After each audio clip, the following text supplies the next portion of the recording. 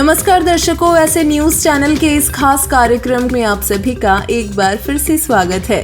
आज की हमारी स्पेशल पड़ताल में हम चर्चा करेंगे अक्षय कुमार की हाल ही में रिलीज हुई फिल्म सम्राट पृथ्वीराज की, और साथ ही जानेंगे कि समाज से बैर भाव और मजहबी रंजिश को हमेशा के लिए कैसे समाप्त करें। दोस्तों, हाल ही में बॉलीवुड के मशहूर सुपरस्टार अक्षय कुमार की फिल्म सम्राट पृथ्वीराज रिलीज हुई, जिसकी दर्शकों, फिल्म समीक्षकों और इतिहासकारों द्वारा काफी आलोचना की जा रही है। चंद्र प्रकाश द्विवेदी द्वारा निर्देशित सम्राट पृथ्वीराज चौहान पर बनी ये फिल्म मशहूर कविता पृथ्वीराज रासो पर आधारित है, जिसे चंद बरदाई ने लिखा था। फिल्म में अक्षय कुमार, मानुषी चिल्लर और सोनू सूद अहम भूमिका में हैं। विवादों के चलते इस फिल्म की रिलीज को ओमान और कुवैत जैसे देशों में बैन कर दिया गया था।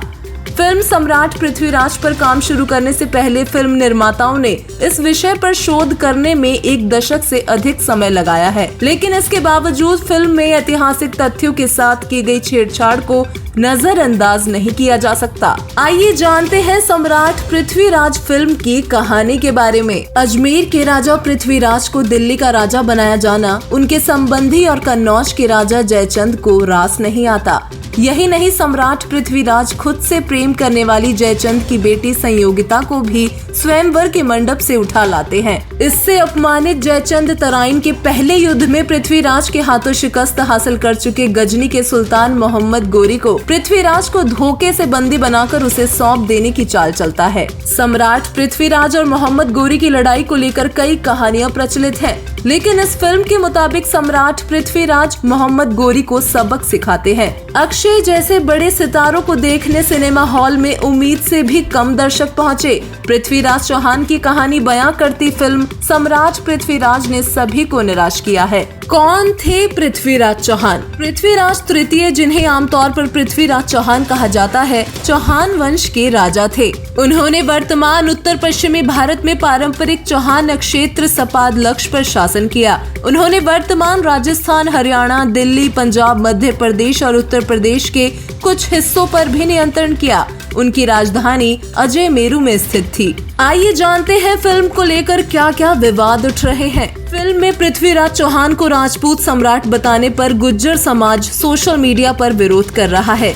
इसके अलावा कुछ लोग फिल्म में हिंदी और संस्कृत शब्दों की जगह उर्दू और फारसी शब्दों के अधिक इस्तेमाल का भी विरोध कर रहे हैं। इसके अलावा अक्षय कुमार का बयान भी विवादों में है। अक्षय का कहना है कि इतिहास लिखने वालों ने हिंदू राजाओं से भेदभाव किया और जितना गुणगान मुगल शासकों का किया जाता है, वैसे पृथ्वीराज चौहान जैसे वीर सपूतों का नहीं होता। साथ ही फिल्म के पोस्टर घोषणा करते हैं कि पृथ्वीराज चौहान भारत के अंतिम हिंदू राजा थे, जो कि सही नहीं है। बहुत से लोगों का मानना है कि पृथ्वीराज चौहान ना तो अंतिम हिंदू राजा थे और ना ही भारत के अंतिम शासक। सम्राट पृथ्वीराज की जाति को लेकर छिड़ा विवाद दिल्ली हाई कोर्ट पहुंचा। पृथ्वीराज गुर्जर है या राजपूत, इसे लेकर गुर्जर समाज सर्व संगठन ने दिल्ली हाई कोर्ट में एक याचिका दायर की थी। एक न्यूज चैनल एनडीटीवी की रिपोर्ट के अनुसार इस मामले की सुनवाई करते हुए acting chief justice Vipin Sanghi और जस्टिस सचिन दत्ता ने याचिका को खारिज कर दिया और अपना फैसला सुनाते हुए कहा कि फिल्म में जाति से जुड़ा कुछ भी नहीं है। ये फिल्म कास्ट न्यूट्रल है, जिसमें ये भी नहीं कहा गया है कि सम्राट पृथ्वीराज गुर्जर थे या राजपूत। वहीं पिछले कुछ दिनों में उत्तर प्रदेश के शामली जिले में गढ़ी पुख्ता थाना क्षेत्र के गांव दुल्लाखेड़ी में पृथ्वीराज चौहान की एक मूर्ति के अनावरण को लेकर विवाद खड़ा हो गया, जिसमें सम्राट पृथ्वीराज को राजपूत बताया गया है, जिसका विरोध गुर्जर समाज के लोग सोशल मीडिया पर कर रहे हैं। हालांकि पृथ्वीराज चौहान के वास्तविक जीवन की बात करें तो इसे स्पष्ट कर पाना सभी इतिहासकारों और रिसर्चरों के लिए भी मुश्किल है, लेकिन 100 बातों की एक बात तो ये है कि इतिहास के किसी भी महापुरुष के जीवन से आज हम सभी मनुष्यों को कुछ न कुछ सीख अवश्य लेनी चाहिए। हम महान शासक सिकंदर के जीवन को देख सकते हैं। आपको ये जानकर आश्चर्य होगा कि मौत को हराने का दावा करने वाले सिकंदर मरने से पहले मौत से डर गए थे। सिकंदर को पता चल गया था कि जीत, धन दौलत, अहंकार, घमंड सिर्फ एक झूठ है, जबकि सत्य सिर्फ मृत्यु है। सिकंदर की मृत्यु से पहले की आखिरी 3 ख्वाहिशें कुछ इस प्रकार थी। पहली ख्वाहिश, जिन हकीमों ने मेरा इलाज किया वो सारे मेरे जनाजे को कंधा देंगे, ताकि दुनिया को पता चल सके कि रोग का इलाज करने वाले हकीम भी मौत को नहीं हरा सकते। दूसरी ख्वाहिश, जनाजे की राह में वो सारी दौलत बिछा दी जाए जो उसने जिंदगी भर इकट्ठा की थी, ताकि सबको ये पता चले कि जब मौत आती है तो ये दौलत भी काम नहीं आती।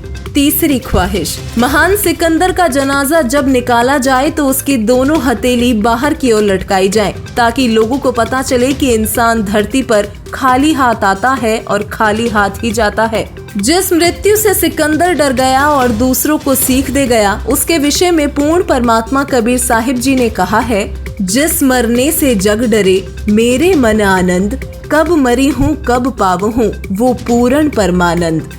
कबीर साहिब जी बताते हैं कि मनुष्य को चाहिए कि पूर्ण सद्गुरु से दीक्षा लेकर पूर्ण परमात्मा की सद्भक्ति साधना करे, जिससे यदि मौत भी जब दस्तक दे तब भी उनकी रक्षा हो जाए। सद्भक्ति ना करने वाले प्राणी मनुष्य जीवन के मूल उद्देश्य को प्राप्त करने से वंचित रह जाते हैं और अपने अनमोल जीवन को व्यर्थ गवा देते हैं। इस संसार का अटल नियम है कि जो जन्मता है वो अवश्य ही मरता है, इसलिए सभी को अपनी मृत्यु अवश्य याद रखनी चाहिए और परमात्मा के डर से पूर्ण सद्गुरु की खोज करनी चाहिए। दर्शकों स्वयं विचार करें कि किसी मुगल या हिंदू शासक की जाति, मजहब, युद्ध, हार जीत और पारिवारिक इतिहास पर बनाई गई फिल्म के कारण यदि वर्तमान में विश्व भर में रह रहे लोगों के जीवन में लड़ाई झगड़े, अशांति, जातिगत व धार्मिक भेदभाव और दंगे जैसी स्थिति पैदा होती है तो ऐसी फिल्में बनाने और देखने से क्या लाभ। बताया जा रहा है कि इस फिल्म को बनाने में 300 करोड़ रुपए से अधिक का खर्चा आया है। इस पर कई वर्षों का रिसर्च वर्क करना पड़ा, परंतु अंत में केवल निंदा, विवाद और फेलियर ही हाथ लगा। फिल्में देखने और बनाने से समाज का और विश्व का कोई खास भला नहीं हो सकता, साथ ही समय और धन की बर्बादी होती है। जबकि हम सभी मनुष्य को अपने अनमोल समय को संतों द्वारा बताए गए आध्यात्मिक ज्ञान को सुनने और उस पर अमल करने में लगाना चाहिए, जिससे आपसी रंजिश, मजहबी बैर भाव, धार्मिक असंतोष और ईर्ष्या समाप्त हो सके। वर्तमान समय में पूर्ण सद्गुरु जगत गुरु तत्वदर्शी संत रामपाल जी महाराज जी के पास ऐसी सत्य भक्ति मंत्र हैं जो साधक का हर कष्ट समाप्त कर सकते हैं व मृत्यु के बाद मोक्ष प्रदान कर साधक को अमर बना देते हैं। इस वीडियो को देखने वाले हमारे सभी दर्शकों से प्रार्थना है कि फिल्में देखकर और उस पर झगड़ा करके अपना अनमोल जीवन व्यर्थ ना करें। संत रामपाल जी महाराज जी से नाम दीक्षा लेकर सद्भक्ति करें और अपना कल्याण करवाएं।